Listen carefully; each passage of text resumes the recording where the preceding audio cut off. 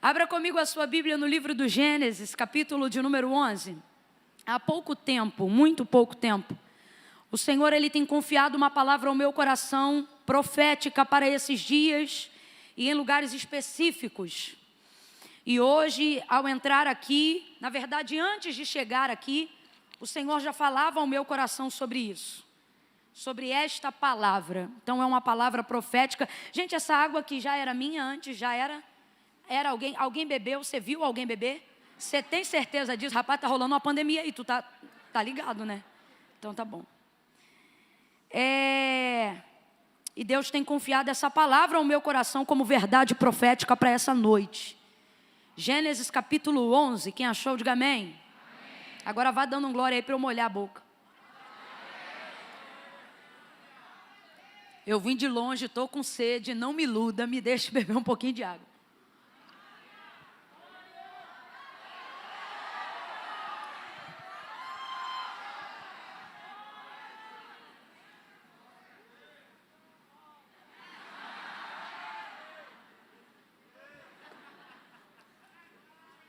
Oh, glória a Deus, aleluia.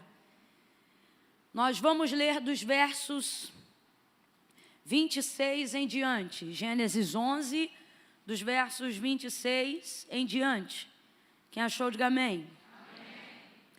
Viveu Terá 70 anos e gerou a Abrão, a Naor e a Harã.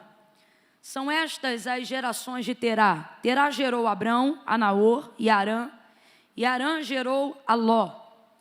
Morreu Harã, estando seu pai Terá ainda vivo na terra do seu nascimento, em Ur dos Caldeus. Abrão e Naor tomaram mulheres para si. O nome da mulher de Abrão era Sarai, e o nome da mulher de Naor era Milca, filha de Harã, pai de Milca e de Iscá. Sarai era estéril e não tinha filhos. Tomou Terá a Abraão seu filho e a Ló, filho de Harã, filho de seu filho, e Sarai, sua nora, mulher de Abrão, e saiu com eles de Ur dos Caldeus para ir à terra de Canaã. Para ir aonde, igreja? Para ir aonde? A terra de? Mas quando chegaram a Harã, habitaram ali, e foram os dias de Terá 205 anos, e morreu Terá em Harã. Verso 1 do capítulo 12. Ora, o Senhor disse a Abrão: sai da tua terra, da tua parentela e da casa de teu pai, para a terra em que eu te mostrarei. Farei de ti uma grande nação, e te abençoarei e engrandecerei o nome, e tu serás uma bênção. E abençoarei os que te abençoarem, e amaldiçoarei os que te amaldiçoarem, e em ti serão benditas todas as famílias da terra. Partiu, pois, Abrão como o Senhor lhe tinha dito, e foi Ló com ele. E tinha Abrão 75 anos, quando saiu de Harã. Quando saiu de onde, gente? De onde, gente?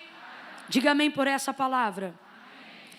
Mantenha a Bíblia sobre o seu colo, feche um dos seus olhos e erga uma das suas mãos. Na verdade, feche um dos seus olhos, não, feche os seus olhos. Senão vai parecer que, né? Feche os seus olhos e erga uma das suas mãos. Uma é o suficiente. E comece a suplicar ao Senhor que possa continuar falando com você. Você que está em casa também assistindo agora, peça ao Senhor que produza onde você está a mesma atmosfera profética de onde estamos aqui agora. Que o Senhor possa transferir, a ir também, oh aleluia, compartilhar com você o mesmo ambiente de glória que nós temos aqui nesse lugar agora. Agora todos aqueles que estão ao alcance da voz profética, todos aqueles que estão submissos à palavra do Eterno, comecem a levantar diante dele uma súplica. Comece a suplicar ao Senhor. Toda oração é um ato de humilhação. Se não é, deveria ser. É um ato onde você deve se humilhar perante o Senhor e demonstrar para Ele o tamanho da sua dependência. Não fique de olhos abertos agora, feche os seus olhos, levante as suas mãos e comece a suplicar. Aonde estiver alguém que hoje está aqui como Pedro, dizendo: para quem eu iria se só tu tens palavra de vida eterna? Oh, suplique agora que Ele possa te dar um entendimento perfeito, que Ele possa falar a sua alma, falar o seu espírito. Comece a orar, comece a suplicar, comece a dizer o quanto você precisa ouvir dele uma palavra, o quanto a palavra dele tem poder de acalmar a sua alma, de te dar uma direção, de te tirar do mar das dúvidas, o quanto a palavra dele tem o poder de remover os alicerces do medo. Oh, comece a pedir a ele agora que me use, comece a pedir a ele agora que manifeste tão somente a sua glória e o poder da sua palavra. Pai, no nome de Jesus eu oro agora com a tua igreja. Oh Espírito Santo, no nome de Jesus nós te pedimos, fala conosco, traz uma capacidade de discernimento tão grande, que venhamos compreender aquilo que estará sendo falado, mas que também possamos discernir aquilo que vem no bojo da palavra, aquilo que vem velado, aquilo que só o Senhor pode trazer o discernimento profundo. Fala conosco no profundo, no oculto e no escondido.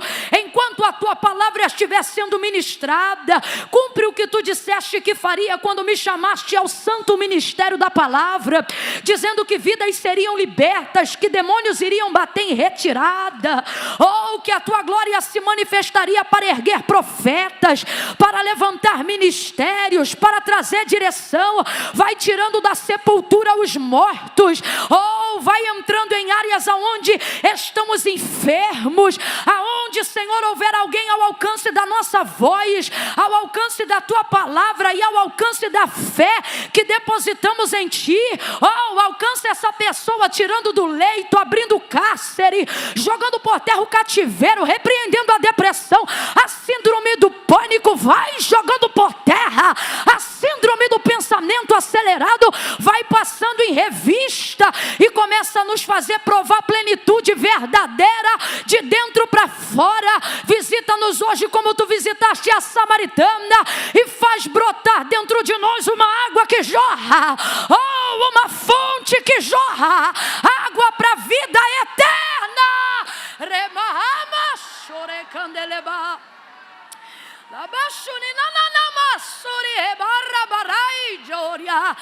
Visita os lares, visita as famílias e fala conosco, fala, porque quando tu fala o mal se cala, quando tu fala a terra para, quando tu fala a enfermidade é freada, quando tu fala a macumbaria é desfeita, quando tu fala o encantamento é quebrado, quando o Senhor fala a terra se cala. Glorifica o nome do teu filho nesta noite, glorifica o teu nome, glorifica o Espírito, glorifica o teu nome e nós te glorificaremos muito mais. Nós oramos assim crendo no poderoso nome de Jesus e quem concorda diga oh, aleluia. Elemanaga sharamanda rabashai.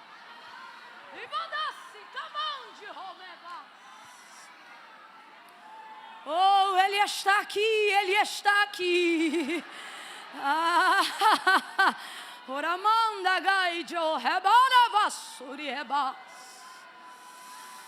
Aleluia, aleluia. Eu vou contar de 1 a 3 e quando eu disser 3, eu gostaria que você compartilhasse uma palavra que determina o rumo profético daquilo que Deus nos confiou como verdade para essa noite. Quem me ouve, diga amém. Quando eu disser 3, você vai olhar para a pessoa que está ao seu lado e vai dizer para ela desse jeito. Você vai dizer, você vai muito mais além. Amém? Essa é uma palavra de ordem, é uma palavra profética. É a palavra que o Espírito Santo de Deus tem soprado no meu coração para esses dias e para esse tempo. É uma noite de alinhamento. Oh, aleluia. Quando eu disser 3, você vai liberar essa palavra com fé, amém? No 3, você vai declarar esta verdade. Isto não é uma frase de efeito, isso não é um achismo, é uma confirmação do eterno. Quando eu disser 3, você vai dizer: você vai muito mais além. É 1, é 2, é 3. Diga. Vai para o outro vizinho agora, repita, vai. Você vai muito mais além. Oh, aleluia.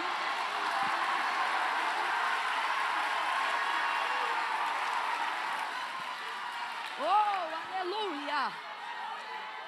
Aleluia. Aleluia. Aleluia. Só para tentar te contextualizar, porque quando fala de genealogia, fica parecendo tudo um pouco confuso, né? O filho do filho do filho, aí daqui a pouco entra a nora e entra o nome dos pais de quem é filho, e em dado momento a gente tem que fazer uma releitura, porque a gente já não sabe mais quem é filho de quem. Normalmente genealogia é o tipo de coisa que a gente tem que debruçar e esperar um tempinho. E como hoje aqui a gente quer ser objetivo naquilo que queremos falar, eu vou tentar te contextualizar da forma mais simples possível.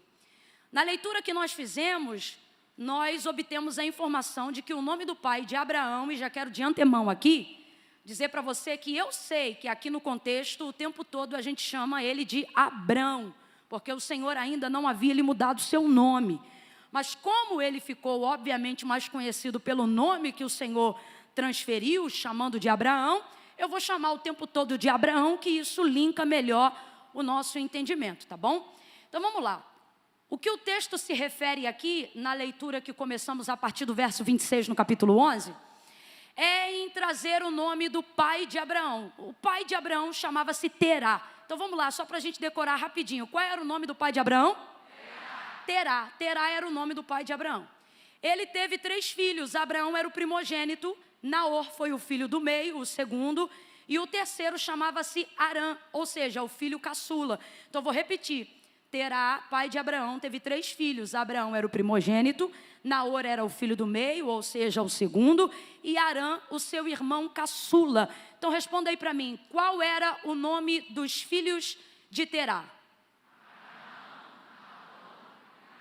Naor era qual? E Arã? Apesar de Arã ser o caçula, ele foi aquele filho que produziu, que frutificou mais rapidamente. E o texto diz que Arã foi o primeiro a dar ao seu pai um neto, cujo nome era Ló. Aí você já começa a entender um pouco lá na frente o porquê desse cuidado extremo, de mesmo quando o Senhor já havia falado para Abraão sair da terra da sua parentela e ir para a terra em que ele mostraria, e mesmo assim no caminho ele levou Ló. E aí quem olha de longe pensa, mas por que esse sobrinho é tratado como filho? E aí a gente começa a compreender a afinidade e os sentimentos que cercam esta família. Por quê? Porque Arão, o filho caçula, que era o pai de Ló, vai morrer quando seu pai Terá ainda era vivo.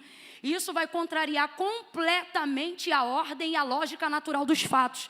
Ninguém aqui, absolutamente ninguém que tem seu pai e sua mãe, vai ficar feliz em sepultar o seu pai e a sua mãe. Mas a ordem e a lógica natural da vida é que os filhos sepultem os seus pais. Quando essa lógica é quebrada, um trauma entra no meio da família.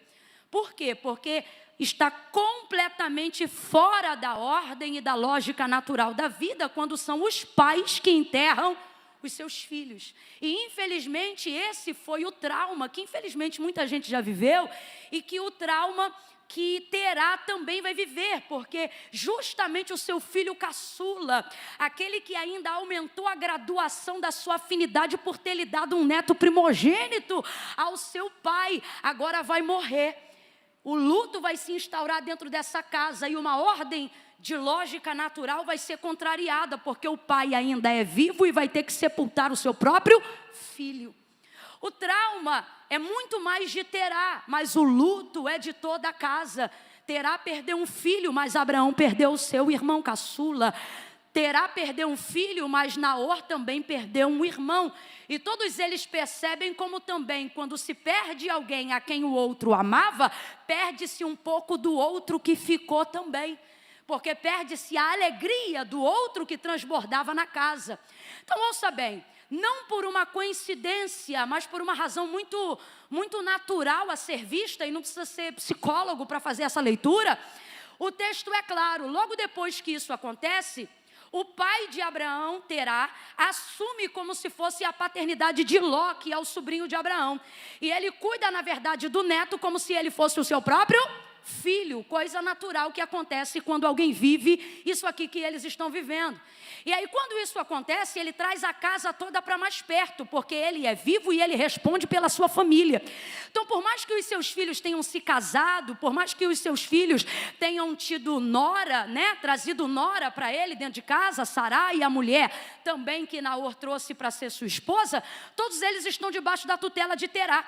Então, logo depois da morte de Arã, vamos guardar bem esse nome, logo depois da morte de Terá reúne toda a família, suspende a tenda da casa, arma toda a barraca, ou melhor, desarma todas as tendas, todas as barracas e determina o destino para seguir viagem. Ele não quer mais ficar onde ele estava e ele aponta um destino que vai ser muito mencionado no Antigo Testamento. Ele aponta um destino que muitas vezes, quando a gente lê a grosso modo o texto, a gente acha que só vai se revelar em Abraão, mas na verdade esse termo se revelou muito antes dos hebreus se tornarem Israel. O nome deste lugar apareceu pela primeira vez quando o pai de Abraão, Terá, ao perder o filho Arã e não desejando mais ficar aonde moravam, não desejando mais ficar aonde habitavam as memórias da sua família, ele decidiu então ir, ajuntou a casa, arrumou neto, arrumou nora, arrumou os filhos, desarmou as tendas, colocou tudo em ordem e disse: vamos embora. Para onde, pai? Para a terra de Canaã. Ele decide isso, nós vamos para Canaã. Então vamos lá. O destino que o pai de Abraão traçou para sair do lugar da sua dor. Qual era o nome do lugar? Qual era o nome do lugar? E esse lugar é bom ou não é? Esse lugar é maravilhoso ou não é? Todo mundo aqui conhece a legenda turística desse lugar. É uma terra que mana. Aí ele diz: nós vamos para lá, arruma tudo e sai com a família. Agora presta atenção, não é uma coincidência, logo depois da morte de Arã, Terá decidir ir para Canaã. Por que ele faz isso? Porque é quase que um ato de sobrevivência.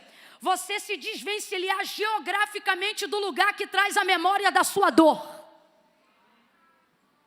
Foi ali que Arã cresceu, foi ali que ele viu Arã andar. Foi ali que ele viu Arã ter Ló. Foi ali que ele viu os seus filhos constituírem família. Foi ali que ele via os horários do café da manhã, do lanche, do almoço. Foi ali que ele apacentava as ovelhas com os seus filhos. Foi ali que ele foi construindo as memórias do seu lar e as memórias da sua casa.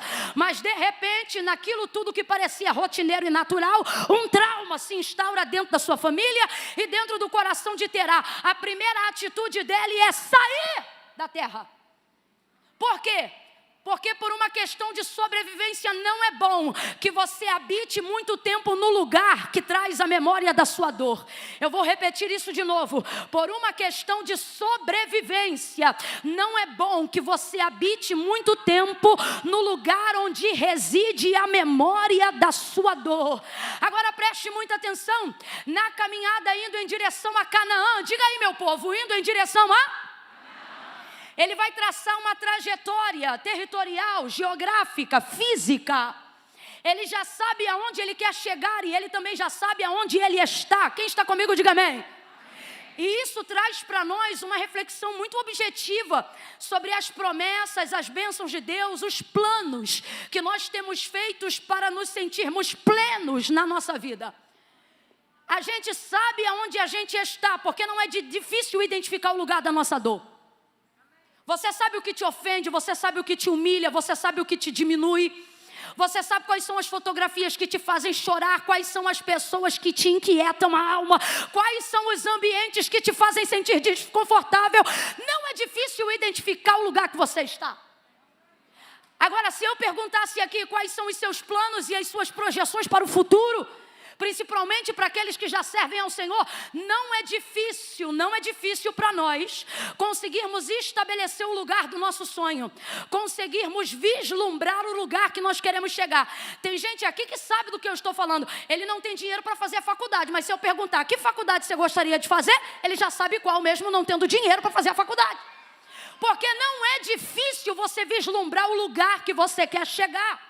Se eu chegasse aqui agora e perguntasse para uma moça solteira se ela consegue vislumbrar o tipo de família que ela quer formar, ela vai dar até a cor dos olhos do camarada, mesmo que esse homem ainda não exista na realidade dela. Por quê? Porque ela sabe aonde ela está e numa perspectiva de futuro, ela também sabe aonde ela quer chegar. Então preste atenção, se definirmos aqui que 80% das pessoas que estão aqui, eu vou um pouco mais além, 90%, incluindo todos os nossos irmãos que estão acompanhando ao vivo agora. Se eu dissesse para você, você sabe identificar o lugar da sua dor? Você não teria dificuldade de fazer isso, porque é instintivo.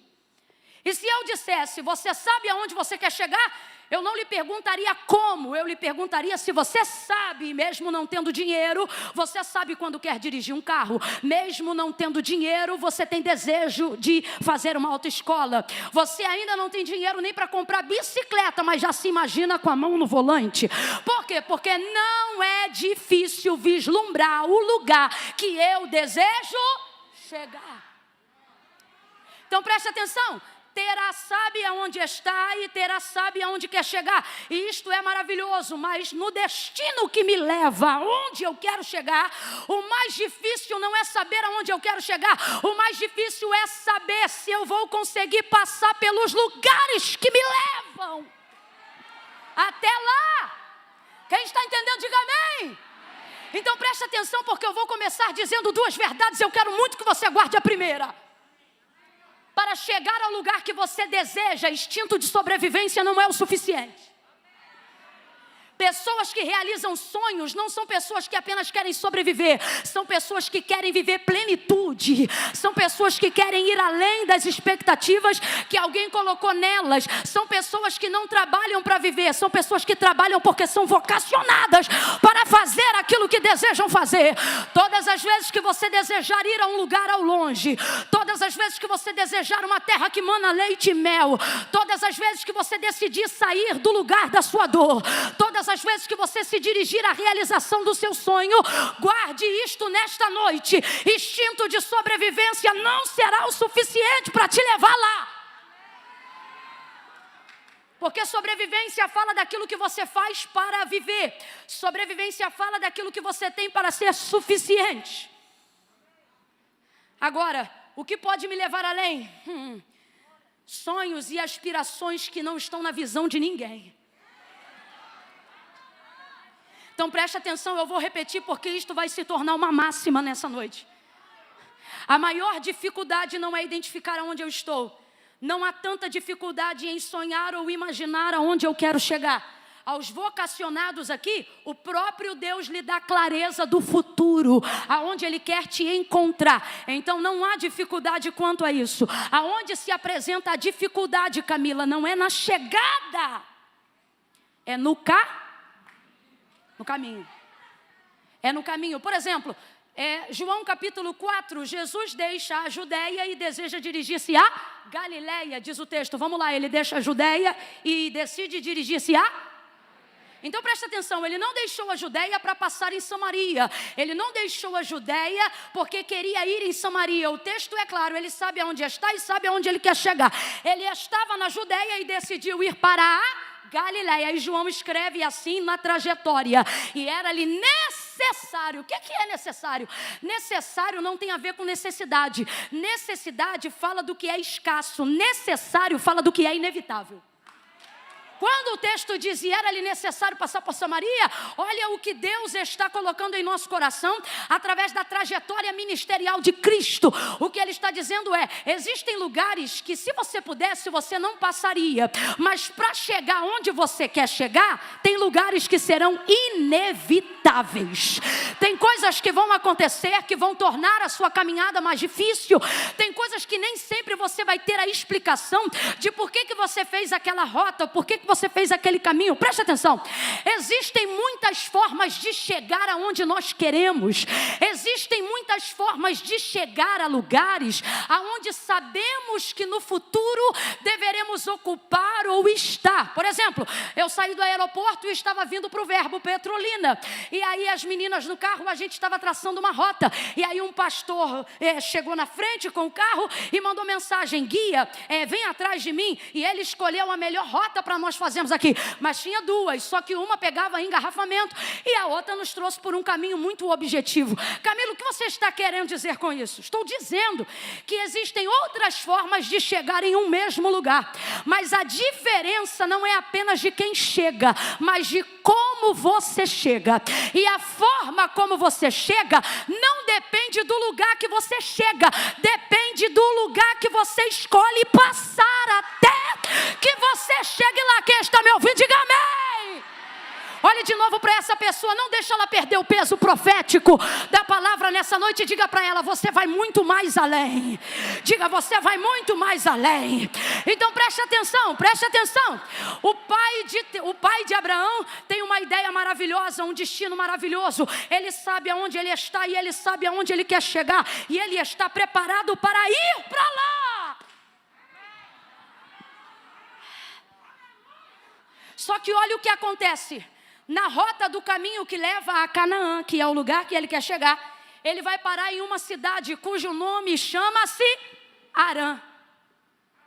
Então presta atenção. Qual é o nome da cidade? Qual é o nome da terra? Que engraçado, já falamos esse nome aqui. Quem é Harã, hein? Quem? Qual filho? O caçula, aquele que... Aí, de repente, ele sai da terra onde estava por causa da morte do filho que se chama e decide ir para... E no caminho, depara-se com uma cidade cujo nome é... Você leu comigo o texto que encerra o verso, o capítulo 11. O texto diz que o pai de Abraão morreu com mais de 200 anos. Então, ele tinha vida. Ele tinha vigor e saúde quando parou em Harã. O que isso significa? Ele ainda tinha combustível, ele ainda tinha lenha para queimar. Mas não importa a capacidade que eu tenha ou que eu apresente de executar coisas do lado de fora, se eu não conseguir me desassociar de coisas que eu carrego do lado de... Para pensar, quando ele está saindo da geografia da morte do filho, é porque ele não quer habitar no lugar da memória da sua dor. E isso é bom, diga amém. Só que depois que você começa esse processo, o mais difícil não é sair, é perseverar. Porque na trajetória até chegar em Canaã, ele para justamente numa cidade chamada Harã. O texto dá a sugestão de que parou ali para descansar, para que depois de um período continuasse o destino, porque o destino não é Harã, o destino é o quê? Só que depois que ele arma a tenda em Harã, o texto diz: e em Harã morreu Terá. Morreu Terá. Aí eu te pergunto, você que está num ambiente altamente profético, é coincidência? Fugiu do lugar da sua dor, mas no final morreu no lugar da memória da sua dor.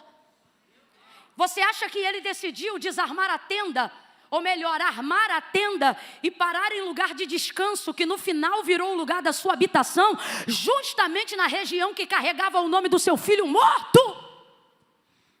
Não, não é coincidência. Sabe o que é isso? É porque no destino em que eu estou sendo conduzido a chegar, eu vou passar por terras que vão tocar em coisas da minha alma que eu não imagino. Rumo à realização de um sonho, rumo ao cumprimento de um propósito. Eu posso achar que eu estou pronta e preparada, mas as terras que eu vou andar, as pessoas que eu vou conhecer, vão tocar em áreas que eu posso pensar que estão resolvidas, mas nesta hora eu vejo que não estão. Então sabe o que eu vejo? Não adianta eu sair da geografia da minha dor, eu também preciso mudar dentro de mim a área da minha dor. Camila, eu ainda não entendi. Vai entender. Deus não está dizendo que você vai esquecer o que te aconteceu. Ele só está dizendo que você não será mais neutralizado por aquilo que te aconteceu. Oh, meu Deus do céu, eu estou sentindo Deus quebrando cadeados antigos. Nesta noite aqui, você não será algemada pela dor que te feriu. Você não será algemado e aprisionado pelo luto que você viveu. Deus me trouxe hoje aqui não para pregar para Terá, porque Terá já morreu. Deus me trouxe aqui para pregar para a descendência de Abraão. E sabe o que ele está dizendo? Você vai aonde seus pais não foram. Você vai além de onde as pessoas projetaram os lugares que elas queriam chegar. Você vai pisar em terra e em territórios aonde outros diriam: eu tentei. Deus está dizendo: você vai chegar lá e vai dizer: eu consegui. A dor que matou meu pai não me matou. A ferida que feriu meu irmão não me feriu. Levante a sua mão, eu estou sentindo de Deus autoridade aqui. Cadeados e algemas do seu passado não vão mais prender o seu futuro. Te prepara, Abraão. Você vai a Canaã. Você vai a Canaã.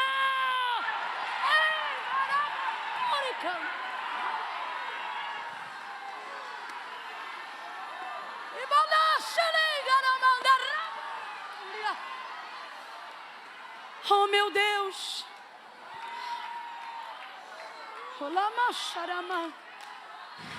Pela terceira vez nessa noite, diga para alguém: você vai muito mais além. Diga, muito mais além. Muito mais além.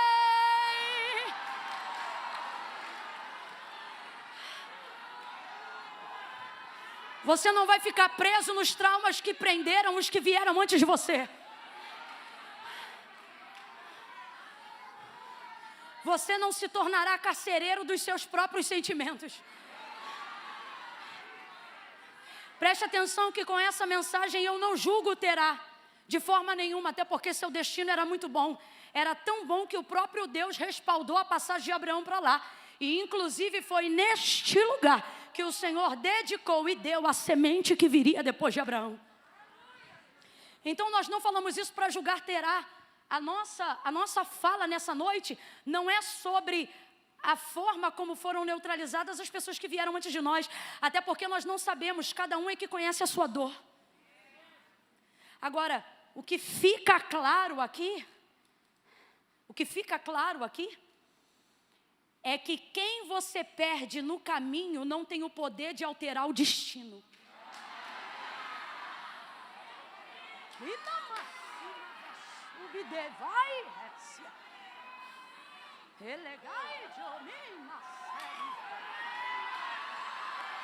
Olha isso, gente. Por que ele saiu de onde estava? Porque perdeu Arã. O destino é Canaã. Aí ele para numa cidade que por coincidência tem o nome de seu filho, que chama Arã, e ele morre ali. Aí você diz assim: mas puxa vida, que dor a de Terá. Perdeu Arã. Não significa que vai ser mais fácil, só significa que você tem mais resistência para continuar. Por que eu estou dizendo isso? Porque quando você olha para Terá, você diz: que dor, ele perdeu o filho. Mas você não pode esquecer que ao olhar para Abraão, você está vendo alguém que perdeu um irmão e um pai. E mesmo tendo perdido um irmão, e mesmo tendo perdido o seu pai, quando o Senhor aparece para ele e diz assim: sai.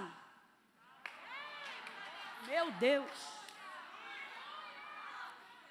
A primeira expressão de Deus a Abraão, quando lhe aparece, sendo seu nome ainda Abrão, em Gênesis 12, se manifesta no caráter do verbo imperativo. Olha isso. Não disse shalom, não disse paz. Ele apareceu e disse: Abraão, sai. Então a primeira palavra de Deus em direção a Abraão é: sai. A primeira palavra de Deus em direção a Abraão é: sai. Quando nós estamos no lugar da nossa dor, na memória da nossa dor, sendo cativos da nossa dor, tudo que a gente quer é que Deus nos tire de lá, sim ou não? Só que quando a dor é sua, quem decide se sai dela ou não, é você. Eu não estou dizendo que o que falo com imprudência. Falo com leviandade, como alguém que não sabe o que é a dor de alguém que quer sair de um lugar, mas não tem força para sair, não. Eu tenho consciência do que eu estou falando. Eu também tenho minhas dores.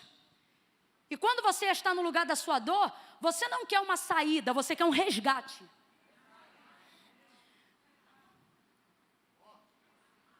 E nesse contexto, eu vejo Deus aparecendo para Abraão. E ao invés de dar primeiro a direção, porque no lugar da nossa dor, tudo que a gente quer é uma direção. Diz para onde eu vou, diz o que eu faço. E é complicado porque Deus não diz nem para onde você vai, nem o que você deve fazer. Ele só libera a palavra de onde você não deve estar.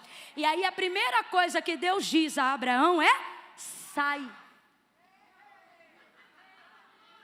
Sai. Agora vamos aqui analisar como é que isso funciona na realidade da nossa vida. A gente quer de Deus um vai, a gente não quer de Deus um sai. A gente quer um vai, diz o que, diz para onde eu vou, diz aonde está o socorro, diz aonde está a minha realização. A gente quer que Deus chegue para nos dar um vai. A nossa oração não é de sai, a nossa oração é: Deus, me diz aí, aonde está o vai. Aí de repente Deus chega e diz: primeiro sai. Rapaz, isso é muito complicado, volto a dizer, porque no lugar da sua dor, tudo que você quer é um vai e não um sai. É como se a gente fizesse assim: Deus, me dê um vai, e Deus diga: primeiro sai. Você diz assim: olha, se Deus me disser para onde eu vou, eu saio, e Deus está dizendo: se você sair, eu digo. Lembra de Elias na caverna? Quem lembra de Elias na caverna? Eita, que ele estava vivendo dias difíceis. Ele estava vivendo dias de memória de dor. Dias onde você não se acha melhor do que os seus pais. Dias onde você acha que não vai além da onde eles foram. Dias onde você olha para o teu sangue, para a tua escolaridade, para o limbo de onde a sua família veio, e você diz: não é possível, vai ver o que eu estou vivendo e a ilusão de que eu seria. Mas na verdade, olha de quem eu sou filho, olha de onde eu vim. Não tem como. Elias está vivendo esses dias. Como é que você sabe, Camila? Porque seja debaixo do pé de zimbro, quando estava em depressão, ou seja dentro de uma caverna, no auge da sua tristeza, ele deixa muito claro e ele diz: eu não sou melhor do que os meus pais. Sabe o que ele está dizendo? Eu não vou ousar tentar ir além de onde eles não foram. E ele está ali deprimido dentro da caverna. E no coração de Elias, eu não tenho dúvida, ele sente o que qualquer um de nós sente. Se Deus me conhece, Deus vai entrar aqui e me tirar daqui, vai me tirar do lugar da minha dor, vai me tirar do limbo da minha depressão. Só que no lugar da minha dor, Deus não vem com um vai, Deus primeiro vem com um. Aí passa terremoto, Elias diz: ele não está no terremoto. Passa fogo, ele diz: ele não está no fogo. Passa um vento que fende as pedras, e ele também não está fendendo as pedras. De repente uma voz mansa e delicada, mas com uma palavra dura e contundente, antes de dizer para ele vai, porque Deus tinha uma direção para o ministério de Elias. Mas antes de Deus dizer vai, a primeira coisa, quando chega no monte da caverna onde Elias se escondia, foi o quê? Sai desta caverna e põe-te de pé neste monte, e eu falarei contigo. Seja profeta de Deus para alguém e diga para essa pessoa: sai primeiro, que a direção vem depois. Sai primeiro, que a direção vem depois. Diga para a sua dor: você não me domina mais, você não vai neutralizar mais as minhas decisões. Primeira palavra de Deus em direção a Abraão é: sai. Então olha isso. Quando você demonstra a Deus subordinação, Deus se mostra para você te dando direção. Isso não significa que não vai doer mais. Isso só significa que, doendo ou não, você está disposto a decidir. Isso não significa que você não vai mais sentir saudade de quem partiu. Isso só significa que, com saudade ou não, você não vai ficar mais retido aonde você está. Sai. A saída foi de Abraão, mas a direção veio de... Agora olha, gente, terceira fase e fase final. O Senhor então diz a Abraão: sai da tua terra, sai da tua terra, sai da tua. Vamos lá? Sai da? Sai da? Significa que a terra que ele está pertence a quem? A ele. Sai da tua terra. Agora olha a proposta que Deus está fazendo a Abraão. Olha isso. Eu quero que você imagine agora aquele financiamento de 30 anos. Quando você quer comprar uma casa, eu não vou nem entrar no carro, na parcela de 60, vou falar da casa. Vamos falar de anos.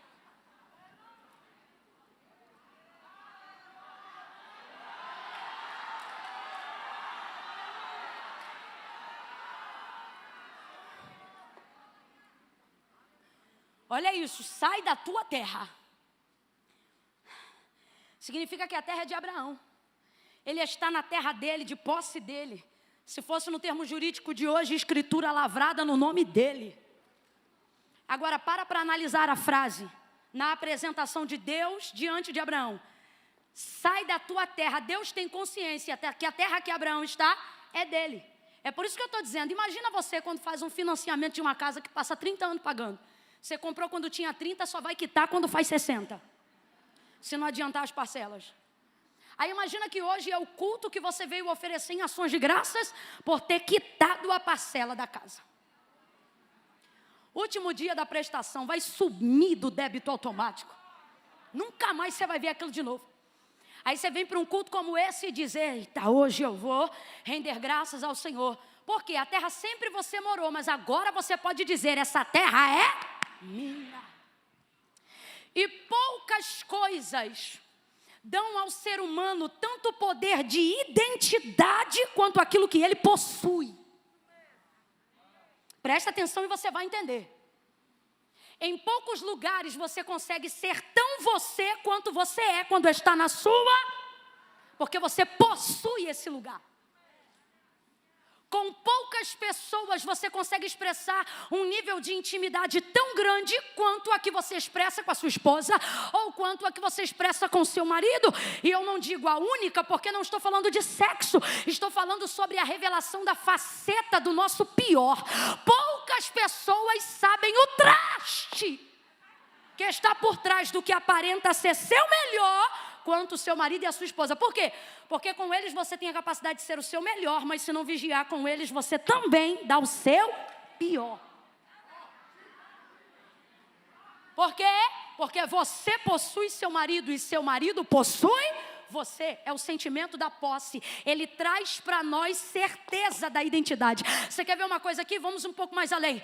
Você pode ver uma mulher apresentando seus parentes. Para cada um ela vai dar um nome. Mas, por exemplo, se ela tiver filhos, ela nunca apresenta os filhos com nome. É os outros que tem que perguntar qual é o nome. Porque ela tem tanta posse, aquilo que ela tem, ela possui, que quando um pai e uma mãe apresentam um filho, eles não dizem, aqui o Carlinhos, eles dizem, aqui meu filho. Não, é sério, já parou para pensar? Você não vê um pai dizendo, você não vai ver Misili apresentando Liz dizendo, está aqui a Liz? Não, está aqui minha filha. Sim ou não? Quando alguém chega para minha mãe, a minha mãe diz, ela hoje mesmo, eu passei para tomar café num hotel que a gente passou rapidinho, antes de vir para cá, e aí quando eu estou entrando, o rapaz disse assim, a sua mãe, eu falei, como é que você sabe que é minha mãe? Ele disse, não, é que ela passou aqui, ainda não tinha o número do quarto. Ela disse, eu estou aqui com minha filha. Ou seja, podia ser qualquer uma, porque não tem nome. Mas é o sentimento da posse. Quem está entendendo, diga amém. Então preste atenção. Normalmente aquilo que eu possuo tende a me dar certeza da identidade de quem eu sou. Olha o que Deus está pedindo para Abraão e você vai perceber que aquilo que Abraão vai dar para Deus é muito mais do que terra.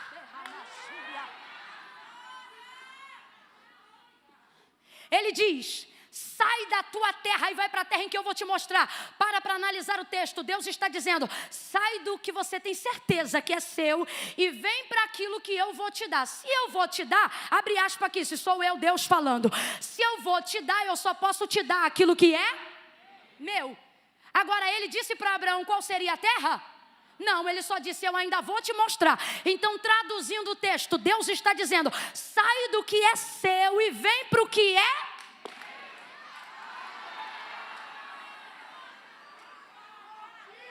Um meu que Abraão ainda nem sabe o que é. Presta atenção. A questão aqui é que Abraão não está abrindo mão de uma coisa apenas para ir para outra. Abraão está abrindo mão de uma coisa por outra que ele ainda não sabe o que é. Mas mesmo assim ele abre. Por quê? Ele acredita que quem está falando com ele dá certeza de que será. Mas será o que? Eu não sei. Mas que será? Será!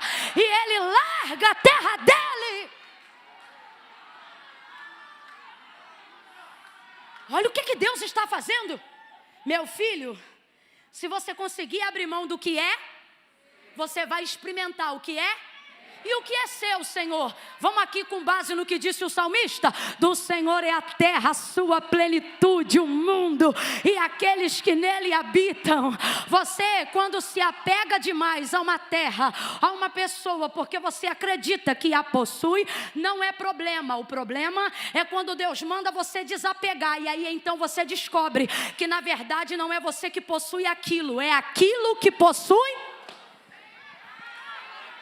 Porque Abraão é Abraão, porque de fato a terra, ele possuía ela, mas ela nunca possuiu ele. Agora olhe para isso aqui, gente. Deus vai trazer um legado sobrenatural sobre a vida de Abraão. O legado é tão grande que até hoje nós sobrevivemos debaixo da aliança que Deus fez com Abraão. Agora, fisicamente falando, o maior patrimônio de Abraão não era contado pelo quilo do ouro, nem das pedras preciosas, nem pela quantidade de servos que ele tinha em casa, mas pelo nível de possessão de terra que Deus foi lhe dando. Porque quando o texto diz isso aqui, diz que ele pega as coisas, sai, deixa o que é dele e vai se dirigindo e chega onde? Quem lembra? Canaã, porque você vai chegar. Só que o que Deus me trouxe hoje aqui para dizer, que você não vai apenas chegar, mas você vai muito mais do que aonde você e seus pais pensaram que você fosse chegar. Aí ouça isso, entenda isso. Quando ele chega em Canaã, a primeira coisa que ele ergue é um altar. Na região ele ergue um altar. Aí Deus vai dando para ele mais terra. Em cada terra que Deus dá para ele, ele ergue um. Aí Deus começou com ele dizendo assim: aonde você pisar a planta do teu pé, eu vou dar essa terra à sua herança. Aonde você pisar a planta do teu pé, eu vou te dar esta terra por herança, por possessão. Quando ele pisava, Deus dava. Quando Deus dava, ele erguia um altar e devolvia para Deus. Aí olha o que Deus foi fazendo. Enquanto ele continuava caminhando, enquanto ele continuava peregrinando, até a terra em que o Senhor mostraria onde estaria o seu lugar do repouso, o seu lugar do descanso, ou o lugar aonde ele cumpriria o nascimento de Isaac, ele vai caminhando. Aonde ele caminha e chega, Deus deu altar. Aí Deus dá altar. Aí Deus diz, olha, aí por fim Deus já não diz aonde você botar o pé. Por quê? Porque pelo coração de Abraão, Deus vai dar para ele mais terra do que ele tem pé para pisar. Aí Deus começa a dizer, não mais aonde você botar o teu pé. Ainda aqui no capítulo do 12 para o 13, Deus diz para ele, Abraão, vamos fazer o seguinte, levanta a cabeça. Oh meu Deus, ele diz, Abraão, levanta a cabeça, olha para a banda do Oriente, olha para a banda do Ocidente, olha para a tua direita, olha para a tua esquerda. O que ele está dizendo, Abraão? Amplie a tua visão 360 graus. Por quê? Porque agora não é só mais aonde você pisar, é aonde você olhar. Aonde você olhar, eu vou dar esta terra à tua semente. Pastor Edilson, Mísia, Wagneite, Verbo de Petrolina, recebe uma palavra profética. Deus está dizendo, se o que eu te der, você possuir ele, mas ele não possuir você, te prepara. Por quê? Porque tudo que couber na sua visão, eu vou colocar na tua mão. Tudo que couber na tua visão, eu vou colocar na sua mão. A coisa que Deus mais vai dar a Abraão é terra. Completa para mim, os músicos podem vindo aqui para cima. A coisa que Deus mais vai dar a Abraão é... Vem com vontade. A coisa que Deus mais vai dar a Abraão é... Porque ele disse que a semente de Abraão seria tão próspera, seria tão grande, que ele disse assim, olha Abraão, no dia que alguém der conta dos grãos de areia que povoam os oceanos, nesse dia alguém vai conseguir contar a tua descendência, porque como o número dos hectares, não, dos grãos de areia, é assim que eu, o Senhor, vou multiplicar a tua descendência.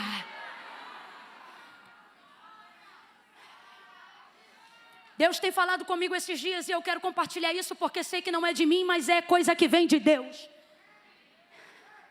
Então quem tem ouvidos, ouça o que o Espírito está dizendo neste tempo à igreja. Ele está dizendo, se tudo que eu te der, você for senhor de possuir e não deixar isto possuir você, vai ser esta área, vai ser esta coisa que eu mais vou te dar.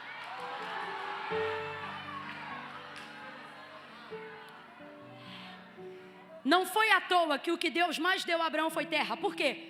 Porque aonde Deus dava, ele não ficava. E por que não? Porque ele peregrinava.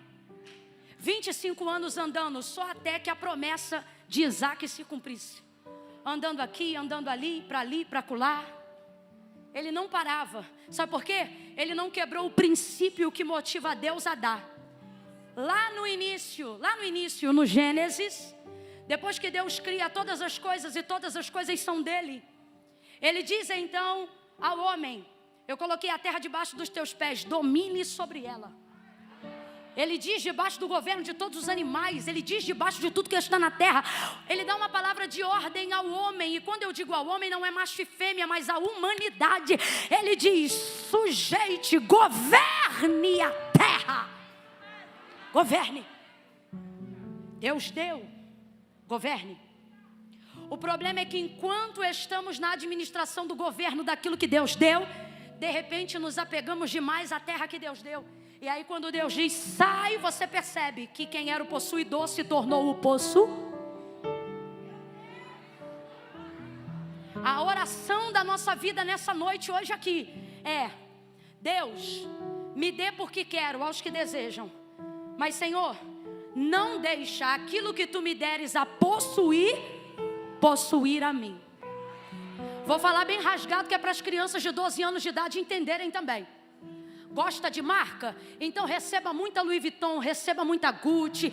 Ai, Camila, eu acho isso futilidade. Então não receba, mas quem quiser receba. Receba Armani, receba todas essas marcas que falam de um status, que falam de uma grife, maravilha. Agora não fica doente, riscou de caneta, dá ataque cardíaco. Receba carros bons, carros de luxo. Receba carros. Mas não fica pirado. Ai, não posso levar criança. Ai, o outro bateu, deu uma morsa. Ai, agora fica perturbado. Por quê? Porque no final não é você que possui o bem, mas o bem que possui você. Receba condições financeiras. Pastor Vitor Hugo fala uma coisa que eu nunca mais vou esquecer. Ele diz que a ciência comprova que no corpo do homem estão todos os minerais da terra, exceto dois, o ouro e a prata. Por quê?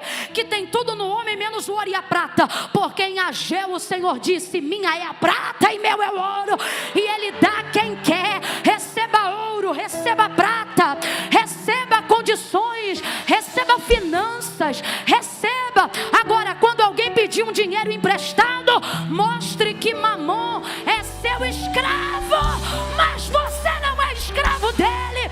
Mostre que você é senhor das finanças, mas as finanças não se assenhoriam de você. Receba casa com piso de porcelanato, mas não impeça e nem obrigue um profeta a tirar o chinelo quando entrar na tua casa. Ai, porque vai arranhar a porcelana.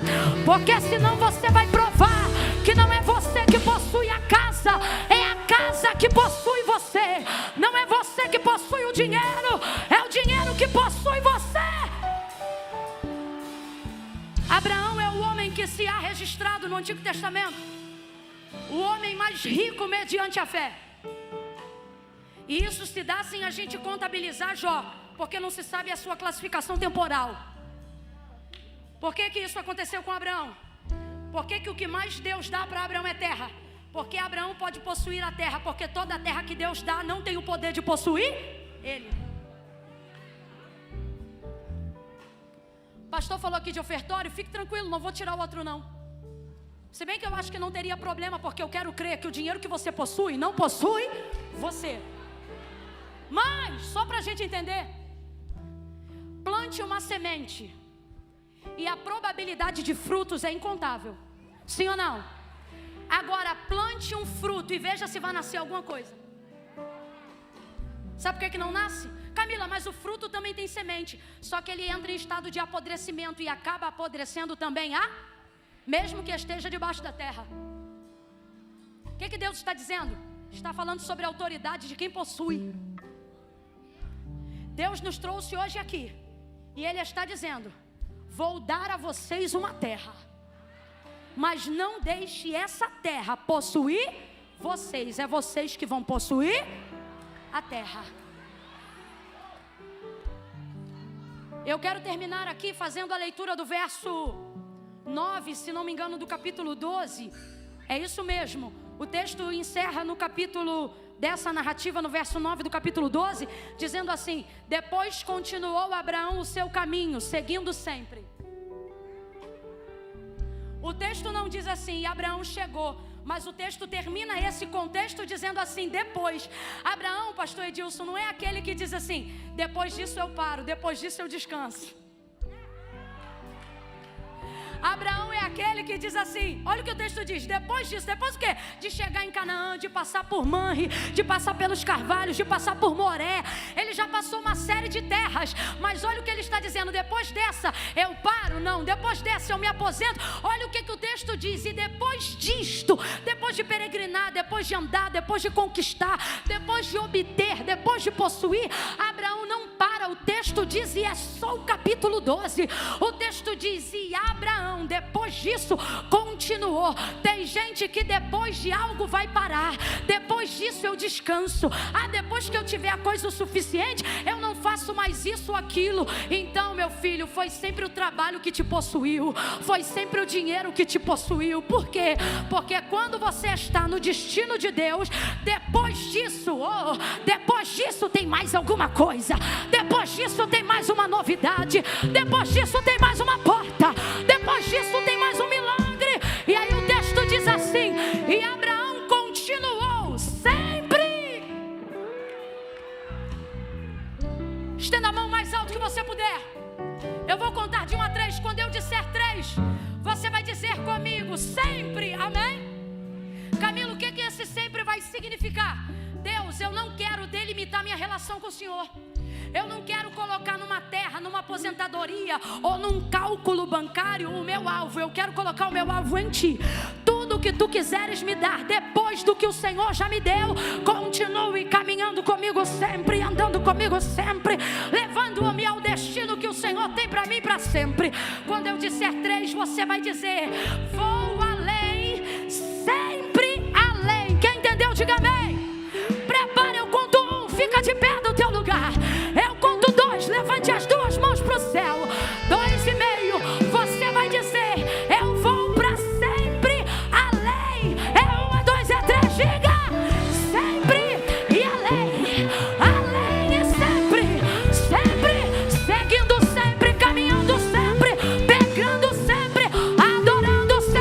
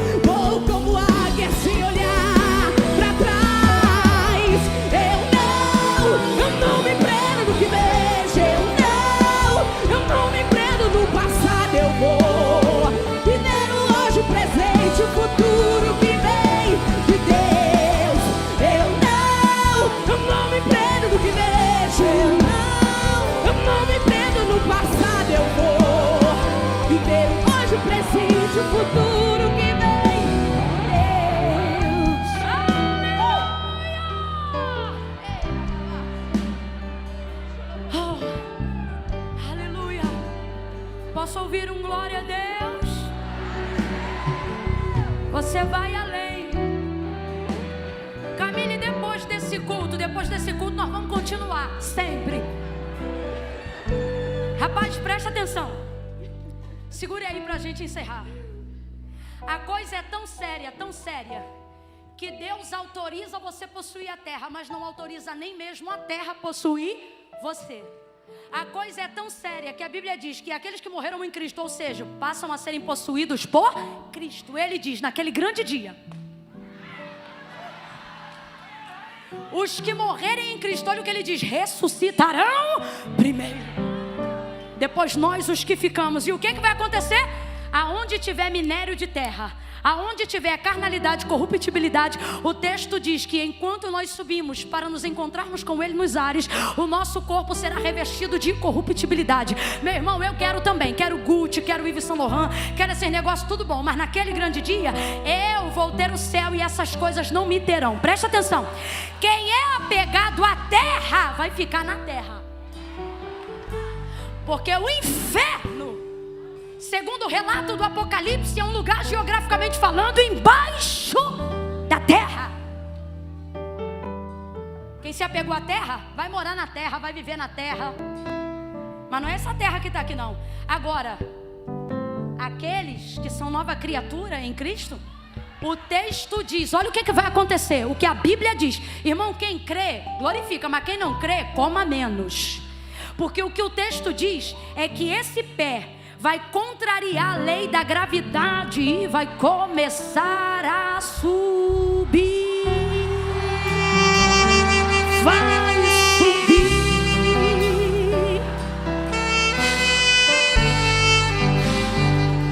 A pele não vai mais ser pele, a roupa não vai ser roupa, vai subir.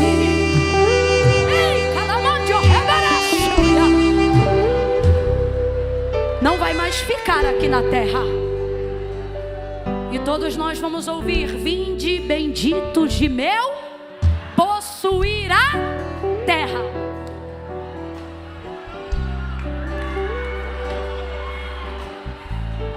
Porque nós fomos chamados para possuir a terra e não para a terra possuir a gente. Quem entendeu, diga amém. Todo mundo agora, bracinho cruzado para baixo, assim. Me faz essa gentileza aí, por favor, bracinho para baixo. Vou contar de 1 a 3. Camila vai fazer apelo? Não, apelando eu estou a 1h06. Vou fazer convite. Como é que vai funcionar? Vou contar de 1 a 3. Quando eu disser 3, quem estiver afastado dos caminhos do Senhor, quem se distraiu no caminho e de repente percebeu: Camila, é meu vício que está me possuindo. Camila, é a terra que está me possuindo. Camila, não sou eu que possuo um relacionamento. Eu nunca faço uma aliança com o Senhor, porque é esse relacionamento que me possui. Porque você diz assim: quando eu casar eu vou. Você diz: quando eu parar com isso ou aquilo eu vou para Cristo, e nunca vem. E não é porque você não quer, é porque o próprio Jesus disse assim: sem mim nada podeis fazer. Lembra quando eu disse que o problema não é saber aonde eu estou e nem para onde eu vou, mas o caminho que eu percorro até chegar lá? Muitas vezes eu não chego aonde Deus quer que eu chegue, porque a única forma de chegar é em Cristo. E o que Jesus disse? Eu sou o caminho. Então quando eu disser 3, quem nessa noite chegou à compreensão de que Jesus é o único caminho para te fazer chegar a este lugar e para te levar para morar no céu, no 3, só vai levantar a mão quem está afastado, quem se distraiu. Camila, eu venho à igreja, eu sou ofertante, eu sei que você até ama ao Senhor, mas na hora de entregar a vida para Cristo você diz: hoje não, depois que eu me consertar eu vou. E você nunca te conserta, não é porque você quer, mas é porque o próprio Cristo disse: sem mim nada podeis fazer. Aí você diz assim: depois que eu fizer isso ou depois que eu fizer aquilo. Não, primeiro o reino dos céus e a sua justiça, e depois essas coisas serão acrescentadas. Quem está entendendo, diga amém. Meu problema era o baile. Aí eu dizia assim: quando eu parar de ir para o baile eu vou para Cristo. Quando eu parar de ir para o baile eu vou para Cristo. O baile era no sábado, o culto era no domingo. No sábado eu ia para o baile, no domingo eu ia para o culto. E aquilo me martirizava. Aí na hora do convite eu dizia assim: quando eu largar o baile eu vou para Cristo. Quando eu largar o baile eu vou para Cristo. Aí um dia eu ouvi uma voz dizendo assim: quando tu vier para Cristo tu consegue largar o baile. Aí nesse dia eu fui e vivi essa verdade. Ah, Camila, eu sei que sou eu, mas eu não vou me manifestar não, porque Deus sabe. Sabe, mas não concorda, porque não foi Camila, não foi religião, não foi verbo da vida. Foi Jesus que disse: aquele que me confessar diante dos homens, eu também o confessarei diante do meu Pai que está no céu. Olha o que ele disse: mas aquele que se envergonhar. Sabe o que isso mostra? Na maioria das vezes nós não fazemos com Deus uma aliança, não porque não amamos, mas porque sentimos vergonha de declarar essa verdade, visto a vida que vivemos. Aí você diz assim: quando eu parar de fumar eu vou. Pois eu digo: vem você hoje e o teu maço de cigarro. Não, Camila, meu problema é mais sério. Eu tô com 8 gramas de um bagulho aqui que eu vou usar ainda hoje. Vem você, tuas 8 gramas. E se o fornecedor estiver aí, pergunta se ele quer vir também. Porque Jesus não disse: se arruma e vem. Ele disse: vinde a mim todos vós que estáis cansados, oprimidos, sobrecarregados. E sabe o que é lindo? Ele não disse: eu te julgarei. Ele disse: não, eu te aliviarei. Todo mundo amarra a mão aí. Ninguém dá glória com a mão estendida agora. Mãozinha amarrada. Crente avivado é um problema nessa hora. Vai, amarra a mão. No 3, só vai levantar a mão. Camila, sou eu, estou afastado. Camila, sou eu, é comigo que Deus está falando. E nós vamos orar por você agora. Eu conto 1. Igreja, comece a orar agora. Ore ao Espírito. Diga: Espírito Santo, em nome de Jesus, se tiver alguém hoje aqui que precisa reconhecer, toca nele agora, visita ela agora. Eu conto 2. Acende as luzes da nave para mim, para eu conseguir enxergar as pessoas que vão fazer essa decisão agora. 2,5. Camila, sou eu. Eu sei que sou eu. Enquanto você pregava, eu sei que sou eu. Preciso hoje fazer uma decisão ao lado do Senhor. 2,45. Continue orando, igreja. Camila, sou eu. É você? 3, levante a mão e eu quero saber aonde você está. Fica de mão estendida. Não aplauda agora, gente, para eu não me perder. Mão estendida, fica com a mãozinha lá no alto. Camila, sou eu. Sou eu.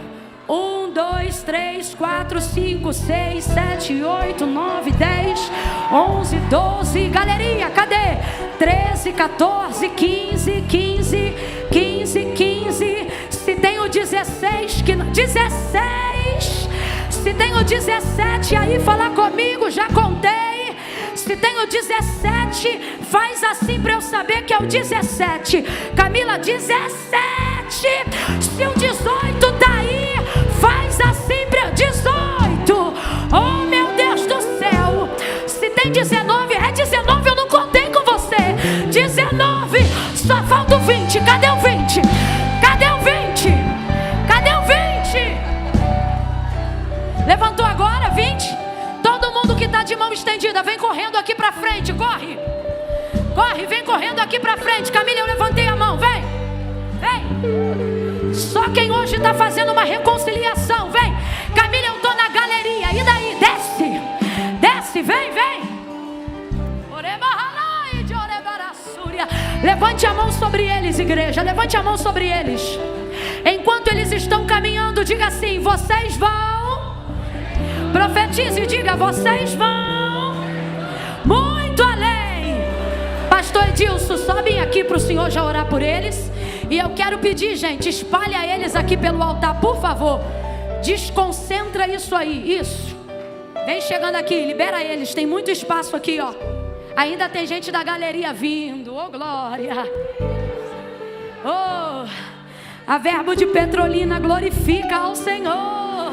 Porque nesta noite, salvação e glória estão chegando a essas casas. Isso, oh glória. Estende a mão aí para eles. Está chegando, e está chegando, e está chegando. Irmãos, eu só começo a contagem, eu não termino. Por quê? Porque não tem como terminar. Eu estava na minha igreja ontem, contei 31, chegaram 54. É por isso que eu não conto. Porque enquanto está vindo um, o outro está dizendo: eu tenho que ir também. Aí ele vai pegando aí o caminho. Estenda a mão de novo sobre eles. Diga: vocês. Profetiza isso sobre eles. Diga: vocês vão muito, muito mais além. Mantenha a sua mão estendida para orarmos por eles agora. Eu vou devolver o microfone ao pastor. Ele vai orar, nós vamos orar juntos. Eu já quero agradecer aqui a oportunidade de ter estado com vocês novamente. Pedir perdão por não estendermos aquela comunhão que é praxe nosso, de foto, abraço, beijo, sovaco molhado no ombro, por causa do protocolo pandêmico. Então vamos obedecer. Mas deixo aqui meu carinho e minha gratidão. Quando o culto acabar, você podendo, mesmo que não compre material, passa lá e manda um beijo para minha mãe, que ela fica alegre toda a vida. Estenda a mão. Eles vão muito mais além, bem como nós já estamos indo. Mas para aqueles que estão nas cadeiras, Deus está dizendo: vocês, depois disso, vão continuar sempre. Estenda a mão. Pastor Edilson.